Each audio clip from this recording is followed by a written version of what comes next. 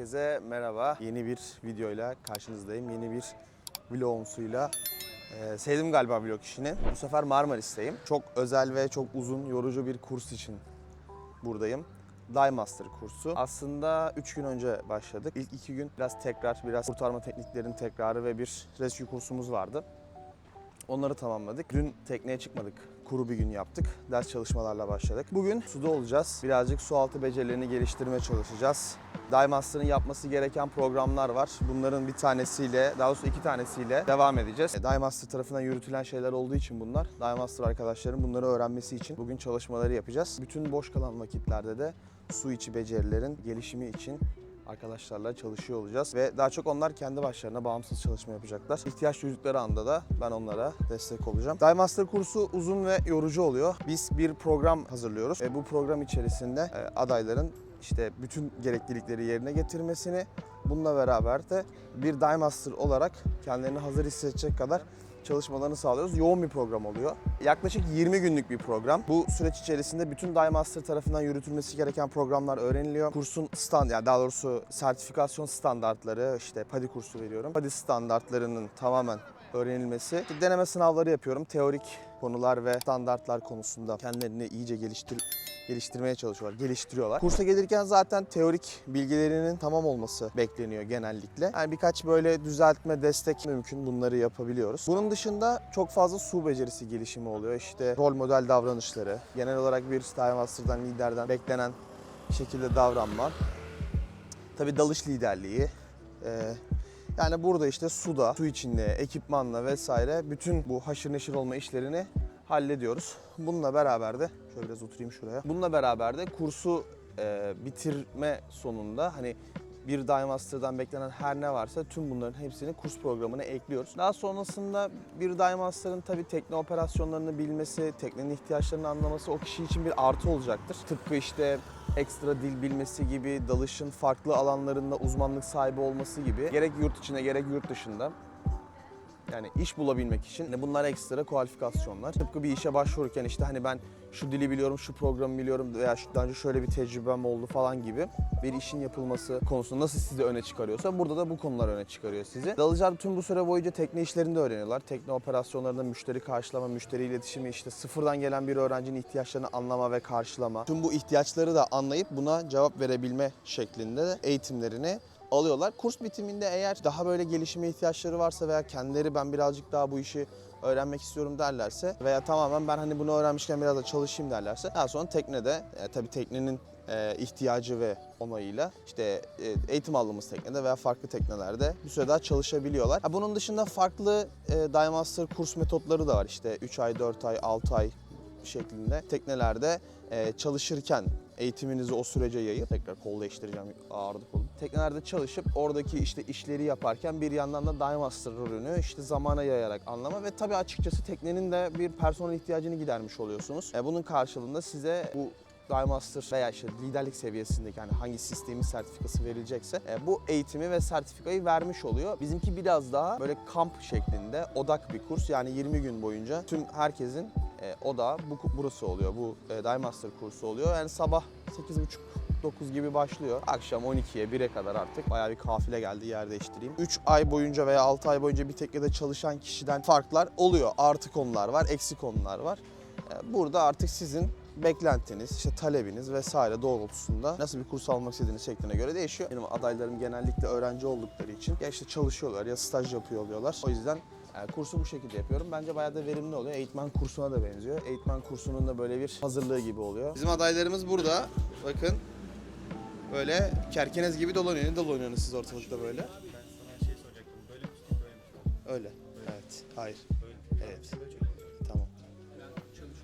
Çalışıyormuş da tuvalete gideceğim. Tamam, ben geçeyim o zaman. Çok gergin Dive Master. Ha, anladım. Tamam. Bir tanesi burada çalışıyor. Bir tanesi burada çalışıyor. Bir de burada volta atıyor ileri geri. Stresli çünkü. Niye stresli? Anlamak mümkün değil. Neyse, şimdilik bu bölümü burada bir keseyim. Bakalım bizi bugün neler bekliyor? Kursun devamında neler bekliyor? Şu anda izlemiş olduğunuz sahnede adaylar 15 dakika su üstünde kalma testi gerçekleştiriyorlar. Kabaca dik bir pozisyonda baş üstünde kalacak şekilde ve yardımcı cisim olmadan mayo ile 15 dakika boyunca kalıyorlar.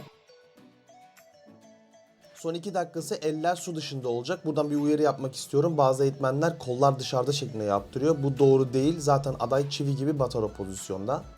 Burada da 100 metre hareketsiz dalıcı çekme yapılıyor. Herkes ekipman kuşanmış vaziyette. Su üstünde kalma testi hariç diğerlerinde bir süre sınırlandırması var. Adayın bitirdiği süreye göre aldığı ve PADI tarafından belirlenmiş skorları var. Devam etmeden önce Serenay'ın isyanını bir dinler misiniz? Ben bireysel yüzden bir insanım. Ekipman bana ters. Hele bir insan taşımak bana daha da ters. Devam edelim. Burada 400 metre yüzme yapılıyor. Burada da Batuhan'la Serenay birbirine giriyor. Yüzme testinin nasıl yapılması gerektiği ve neye göre değerlendirildiği eğitmen manueli tarafından sabit ve adaylar da detaylıca biliyor. Tek kural durmak yok. Tabi herkes aynı sürede ve eforda yüzemiyor. Mayday, mayday, mayday. Medical issue on board. Burada da 800 metre yüzme yapıyoruz. Her yüzme testinin kriterleri farklı, skorlandırmaları da farklı. Söylemeye çalıştığım yoruma dayalı bir konu yok burada. Alıştırmanın yapılacağı yöntem de, değerlendirme de tüm dünyada aynı. Bu arada en sevdiğim test bu, uzun sürdüğü için bazen yemek yerken, bazen de çay içerken adayları izliyorum ve onlara nispet yapmak için videolar çekiyorum. Eğitmen olarak tek yapman gereken doğru bir şekilde kronometreyi takip etmek. Sonra adayın süresine karşılık gelen skoru dosyasına işliyorsunuz. Bu yüzüşte yüz, suda kollar kullanılmaz. Şimdi geldik ekipman değişimi alıştırmasının eski adıyla stres testi 2020 yılının 3. çeyreğinde bu alıştırmanın yapılışında değişikliğe gidildi. Gerek Guide to Teaching, gerek manuelde, gerekse de training bültende detayını bulabilirsiniz.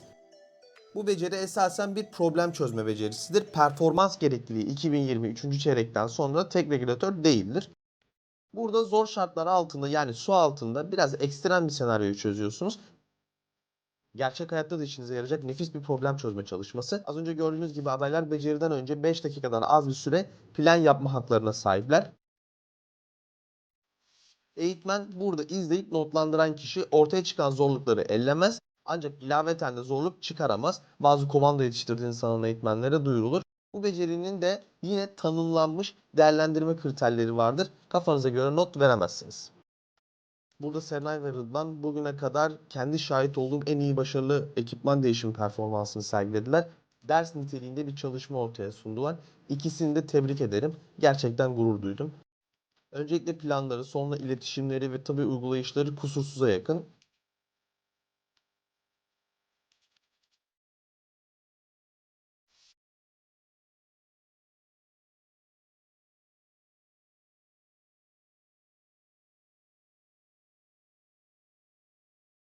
Görüyorsunuz bakın, birbirlerinin durumlarından emin olmak için sık sık iletişim halindeler.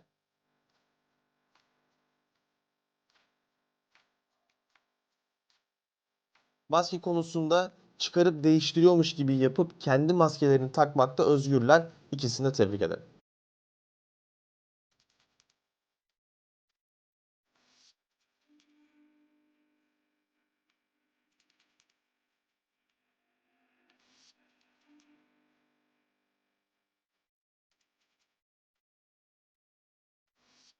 Burada da adaylardan Haris eski usul tek regülatörden çimlenme metoduyla denemek istedi. Ben de ona dalış eşi oluyorum.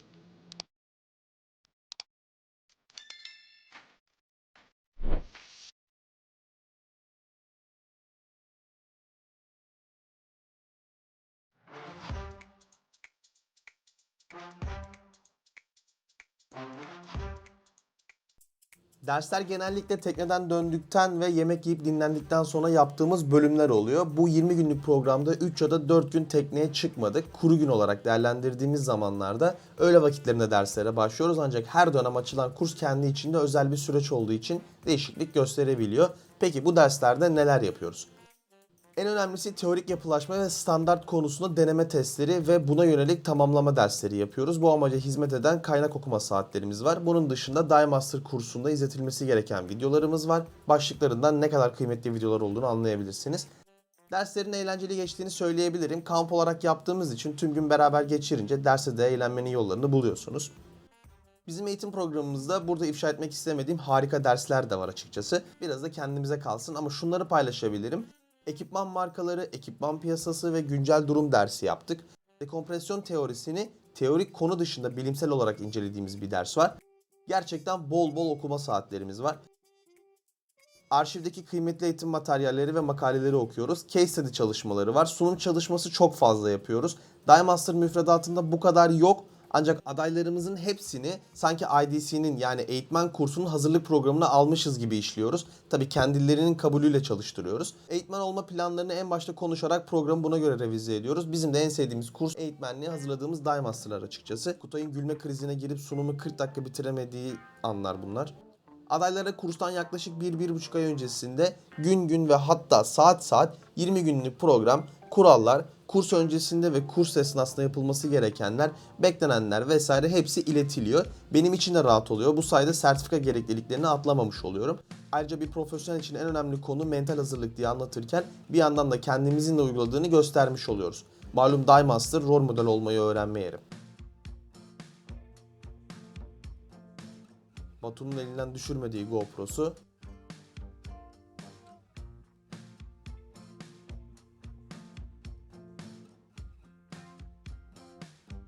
Burada da yanlış anlaşılma olmasın. Su altında dikkat çekmenin yollarını tartışıyoruz. Batu herkesin önünde beni takdir eder misin dedi. Ben de ettim.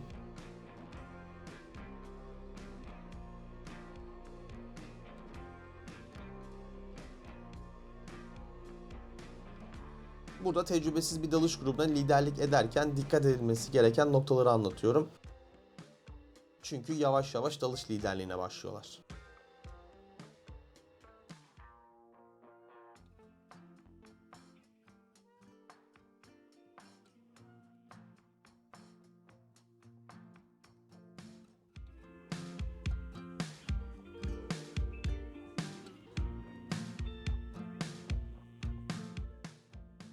Artık biraz suya ekipmanla girelim. Yavaş yavaş adaylardaki dalış liderliği yeteneklerini geliştiriyoruz. Burada birlikte daldığımız parkurlarda veya güvenli alanlarda öncelikle birlikte keşfetmelerini ve birbirlerine liderlik etmelerini sağlıyoruz. Böylelikle sakince ve kendilerine güvenleri artarak liderlik yapmaya adım atıyorlar. Birlikte dalarak da liderlik yaparken su altında ve yukarıda sürekli geri bildirimlerle ve uygulamalarla birlikte gelişiyoruz diyebilirim. Genel olarak takıldığım bir konu hazırlanma hızı ve süresi. Bu konuda biraz baskı kurduğum söylenebilir, evet.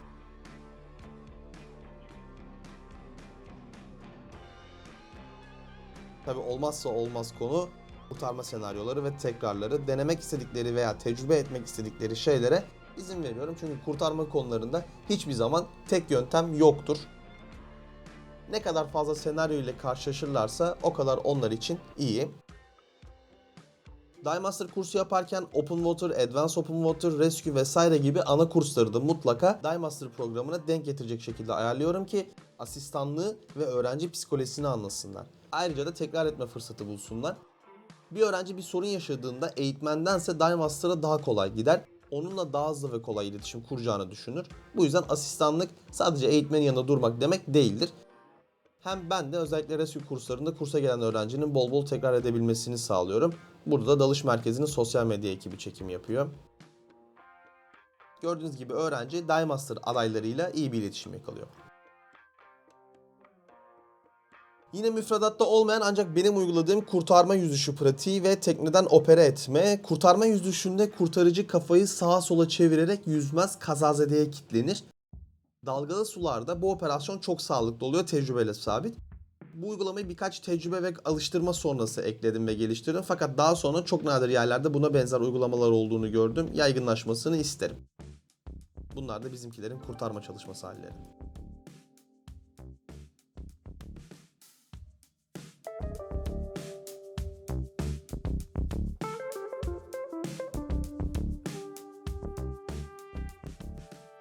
İkinci bölümde bizim kurslarımızın biraz eğitmen kursuna yönelik olduğunu belirtmiştim. Bir Dye Master'ın su altında beceri sunumunun kuvvetli olması ona eğitmenlik yolunda çok büyük avantaj sağlar. Çünkü beceriyi iyi sunmak, becerinin tüm kompartmanlarına hakimiyet demektir. Neden sonuç ilişkisi kurar, mantığını anlar, anlaşılır şekilde karşı tarafa anlatır. Biz de bunun üstünde duruyoruz. Ne mutlu ki her adayım bu konuda ekstra çalışma yapmak istiyor. Şu anda da benim gözetimim altında kendilerine göre belirledikleri bir alanda birbirleriyle beceri çalışıyorlar. İyice kafayı yediler. Burada da tekneye çıkmadığımız bir günde havuzda skill circuit çalışmasının benzerini ön hazırlık şeklinde yapıyoruz gibi düşünebilirsiniz. Fakat bu sefer değerlendiriliyor ve 24 becerinin her birinden bir not ve geri bildirim alıyorlar. Bir sonraki çalışmaya kadar eksiklerini geliştirmeleri için oldukça verimli.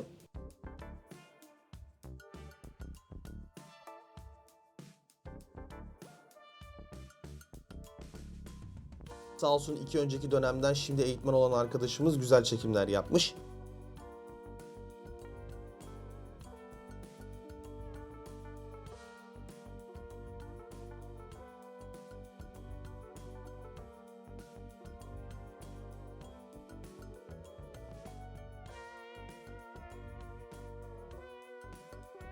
Sualtı becerilerini izliyorum, skorlandırıyorum ve notlarımı alıyorum.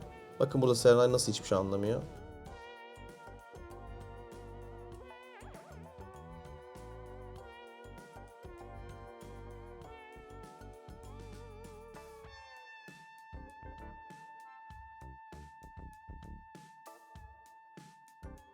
Okey.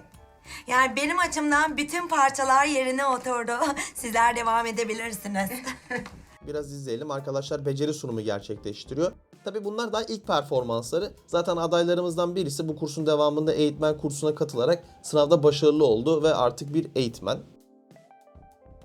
Bu sahneyi özellikle koymak istedim. Bakın eğitim verdiğim grubun kontrolünü ve pozisyonunu havuzda bile olsa ayarlıyorum. Çünkü bu şekilde verim alabilirsin. Burada geri bildirimlerde bulunuyorum. Geri bildirim sonucunda güzel bir performans.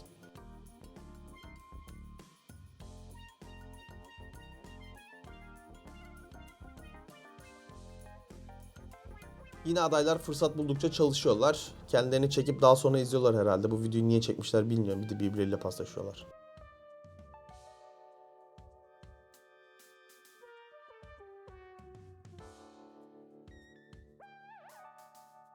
Şimdi Batuhan'ı birlikte değerlendirelim. Güzel bir şekilde herkesin dikkatini üstüne topladı ve ne beceri yapacağını, herkesin buna hazır olup olmadığının teyidini aldı. Daha sonra kestim ama beceriyi güzelce anlatıyor. Detaylara dikkat çekiyor. Güzel, gayet iyi.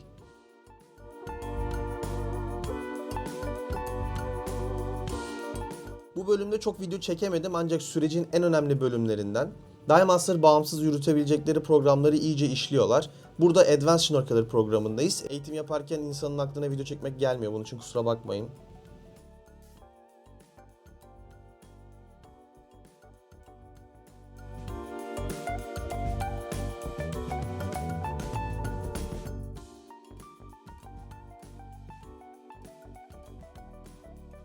Briefingler bölümünü dalış briefingi, beceri briefingi, Discover Local Diving, Discover Scuba Diving, Reactivate ve Advanced Snorkeler programları briefingleri oluşturuyor. Adaylar ne kadar fazla görsel materyal üzerinde çalışırlarsa hem onlar hem de dinleyenler için o kadar iyi oluyor. Zaten kursun ders kitapçığında da bu konu detaylıca anlatılır. Bu arkadaşın gülme krizine girmesini bir kere yaşamalısınız. Bir insan Evliya Aykan'ın BKM skeçlerinde içine konuşması gibi gülme krizine girer mi ya? Hepimizi dağıtıyor her seferinde. Rahmetli Ferdi Tayfun'un şarkı söylemesi gibi gülüyor. Özellikle beceri briefinglerine ekstra çalışıyoruz çünkü adayın beceriye hakimiyetini turnusol kağıdı gibi gösteriyor. Beceri briefinglerinde ustalaştıkça hem özgüvenleri artıyor hem de eğitmenliğe yaklaşıyorlar. Dalış dışında dalışı oluşturan diğer kompartmanlarda da ustalaşınca bir dalış lideri daha da güvenli olur. Bu konuya değineceğim bir video hazırlayacağım sizler için. Burada Batuhan 5 adımda çıkışı 10. günde hala karıştırdığı için 50 kere yazma cezasını yaparken görüntülenmiş.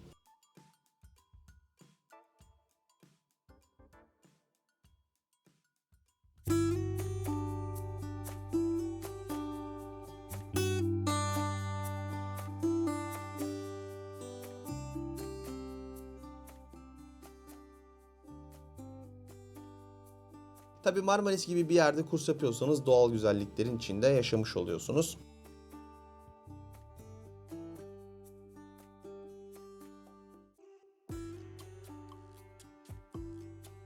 Şimdi tabii etraf tekne ve yat dolu. İlk videomu izlerseniz mesleğimin yat iç mimarisi olduğunu hatırlarsınız. Belli boyutlardaki yatları o şekilde taşıyabilirsiniz. Bildiğin kargoculuk.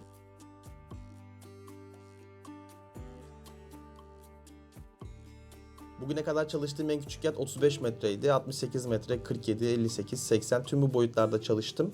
Zaten benim için yat demek de bunlar. O yüzden güzel çirkin fark etmez. Gördüğümde dik dik bakar incelerim. Bu görmüş olduğunuz Lürsen yapımı Golden Odyssey. Uzunluğu ile ilgili tahminlerinizi yorumlarda yazın bakalım bilen çıkacak mı?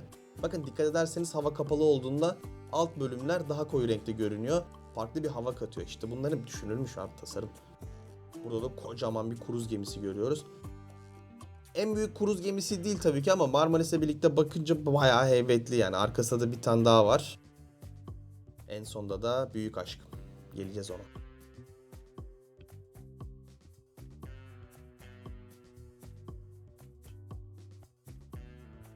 Tatlı bir sirena marinada. İşte bu hanımefendi de Eclipse. Bir gece bayağı yakınına gittik hep beraber. Kendisi tam 170 metre. Teknelerle ilgili bilgilerimiz sadece bunlar değil. Tekne temizliği, ekipman yıkanması, derlenmesi ve teknenin toplanması işlerimizin arasında.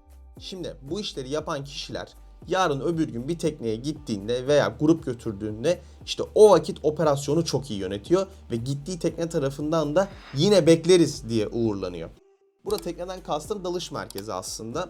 İçinde vakit geçirdiğimiz, denizi ve dalış yapmamızı sağlayan ekipmanları nasıl ki iyi tanıyorsak, üzerinde yaşadığımız ve ulaşım aracımız olan tekneyi de iyi tanımak önemli.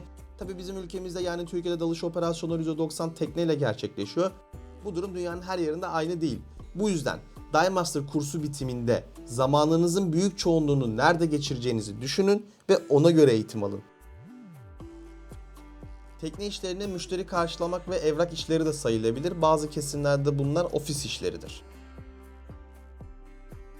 Ayrıca yanaşma ve ayrılma tekne için en önemli konu. Bu esnada doğru konumlanmak ve herkesin görevini yapması gerekiyor. Bunun dışında bir Dive Master tekne kullanmayı da bilirse bu onun iş bulma sürecinde ve gelir elde etme konusundaki en iyi varlığı olabilir. Bizim adaylar da burada kaptanla birebir bir eğitim aldı. 20 metrelik saç tekneyi onlar dalış bölgesine ulaştırdılar.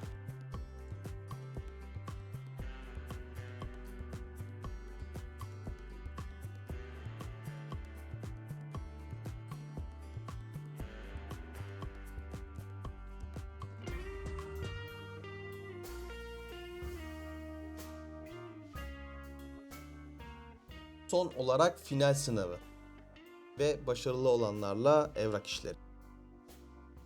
Final sınavı PADI'nin optik kağıdıyla, kitapçıyla hazırlamış olduğu sınavdır. Ne mutlu ki tüm adaylarım oldukça ikna edici skorlarla final sınavını geçtiler ve artık keyifli evraklarını hazırlayabiliriz.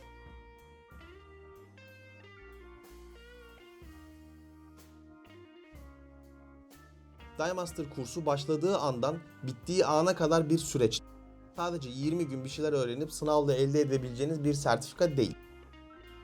Bu sınava kadar başarmanız gereken çok adım var. Hatta önce sınava girmeye kazanmak gerekiyor bile diyebilirim. Standart ve teorik derslerden de başarıyla geçtiğinizde artık bir Dive Master'sınız. Bu sebeple Dive Master sadece dalış liderliği veya eğitmen asistanlığı sertifikası değil, bütün bir seviyedir. Geriye tek kalan şey güncel kalmak ve kendinizi geliştirmeye devam etmek. Kutay bize bir yol briefingi. Hadi Dive Master. Eyvallah.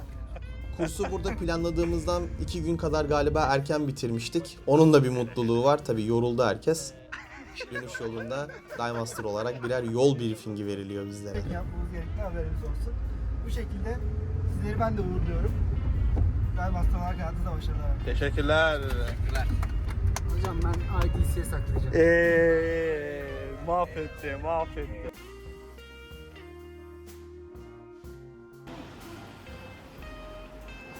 El sallayın.